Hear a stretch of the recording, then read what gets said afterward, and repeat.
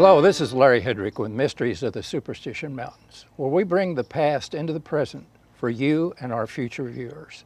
Today we have an incredible story by Mr. Clay Wurst. The story of the Lost Dutchman Mine is so popular that many people think the other lost mine stories of the superstitions grew out of the Lost Dutchman. That's not true. The Dutchman wasn't the first. It was the Lost Doc Thorne mine that came first, and I believe it was the Dutchman searching for the lost Doc Thorne mine when he discovered what we know as the Lost Dutchman Mine. At any rate, this started evidently in 1865. Doc Thorne was Abram, not Abraham, Abram D. Thorne, evidently named after Abram in the Bible before God changed his name to Abraham. I know nothing about Doc Thorne's medical background except he was actually trained as a medical doctor. But in 1865 he ended up out near Fort McDowell, which was just founded that year. It was initially Camp McDowell, became Fort McDowell in 1865. He settled there and became well known to the Indians that lived up and down the Verde Valley near Fort McDowell. And because of his medical abilities, he sort of fell into the practice of caring for the medical needs of the Indians. And I think there were one or two occasions where he performed a cure that to him was just ordinarily a day's work, but to the Indians appeared pretty miraculous. And so he was held in great esteem by the Indians up and down the Verde Valley. So they came to him one day and they said they wanted to do something for him, to in some way compensate him for the help that he had been to the Indians. They wanted to take him somewhere, but he would have to be blindfolded. They put him on his horse, blindfolded him. The horse was led. They traveled for 2 or 3 hours. They crossed water several times, one of which he said was definitely a river, which he always felt was the Salt River. They eventually came to a point where they had to dismount. He was led a short distance, still blindfolded, led by hand. Then the blindfold was removed. Thorne found himself high in a canyon where he had a good view of the country. Some distance away, he said he saw what appeared to be the ruins of a stone-walled corral built out on the end of a ridge. And he said it didn't look to him like an Indian ruin. The only other landmark that he could see was, he said, to the south, perhaps as much as 5 miles away, was a tall peak shaped like the crown of a Mexican sombrero. Then they showed him that he was at the site of an old mine, where there was a pile of extremely high-grade hard rock ore. He was told that he might take away all that he could carry. And here he played a bit of a joke on the Indians. They thought he was going to fill his pockets. But it was cold weather. He was wearing long underwear, which he removed, tied a knot in each of the ankles, filled both legs up with rich gold ore, knotted it off at the waistband, sat it astraddle his horse, back of the cantle of his saddle, and, minus his underwear, shivered all the way back to Fort McDowell.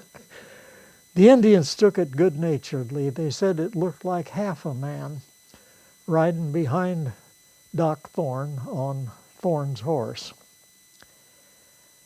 On the way back to McDowell, they crossed a creek where Thorne was allowed to dismount. His blindfold was removed, and he was allowed to drink. And at that point, he again saw to the south this peak that looked like the crown of a Mexican sombrero.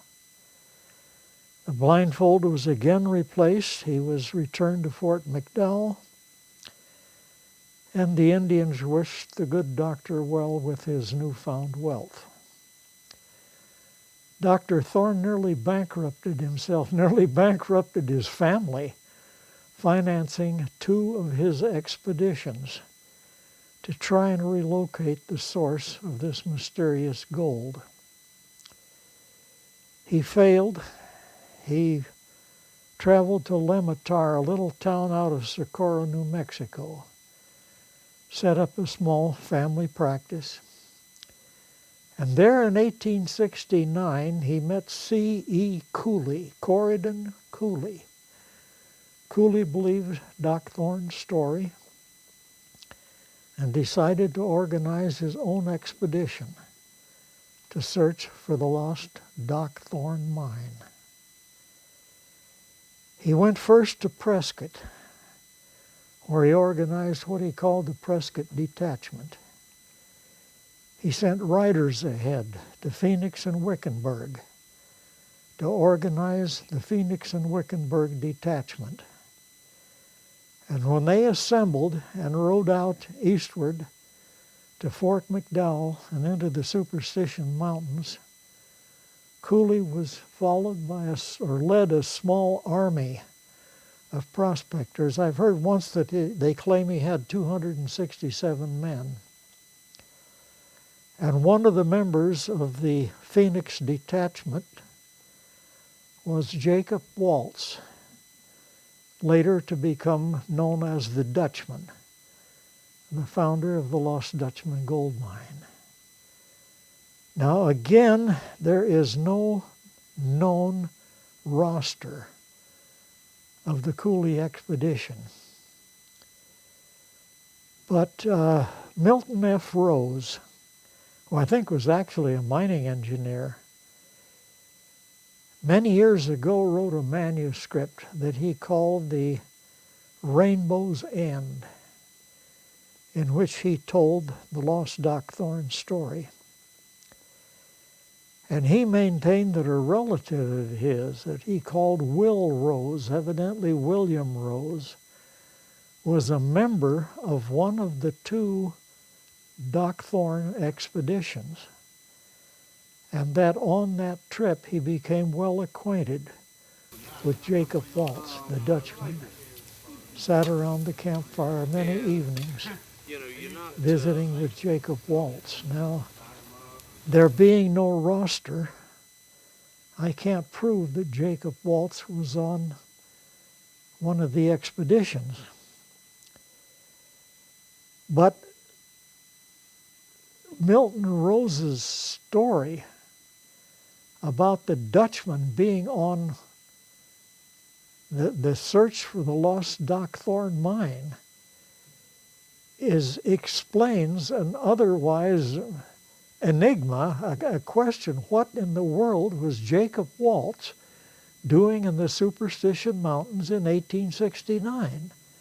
This logically explains that, so I accept Milton Rose's version. Well, at any rate, that expedition was also unsuccessful. They returned through Fort McDowell, where they disbanded. The Prescott Detachment traveling up the Verde River to return to their homes. The Phoenix and Wickenburg detachments traveling down the Salt River to return to theirs. But when the rest had disbanded and left, only the Dutchman remained behind at Fort McDowell, where he re-outfitted himself and headed back to Superstition Mountain alone. Now, this would seem to be a very foolish thing to have done at that point in Arizona's history of her Indian depredations, which were still active at that time. But perhaps the Dutchman felt that one man traveling quietly alone would be less apt to stir up the hostile Indians than Cooley's small army. Or perhaps the Dutchman felt some sort of impending destiny calling him back to Superstition Mountain. Well, if that were the case, he certainly got that right. But that, again, is another story, perhaps for another day. Thank you for watching this episode of Mysteries of the Superstition Mountains.